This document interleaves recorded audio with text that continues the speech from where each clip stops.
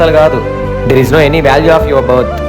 So ఇది తెలిసిన రోజు ఆ రోజు నేను అనుకున్నా, నా జీవితంలో నేను సక్సెస్ అయిన తర్వాతనే నా బర్త్డే సెలబ్రేట్ చేసుకోవాలని, నా డబ్బులతో, నేను సంపాదించిన డబ్బులతో. అందుకే ఆ సక్సెస్ వచ్చేంత వరకు నా జీవితంలో బర్త్డేని ప్లాన్ చేసేసాను. అది ఎన్ని సంవత్సరాలైనా సరే. ఓకేనా? లాజికల్ గా ఆలోచిస్తే కరెక్ట్ గానే చెప్పావబ్బా. టేక్ ఎ బౌ. పర్లేదులే, నువ్వు పార్టీ ఇవ్వకపోయినా నేను నీకు గిఫ్ట్ ఇస్తాను.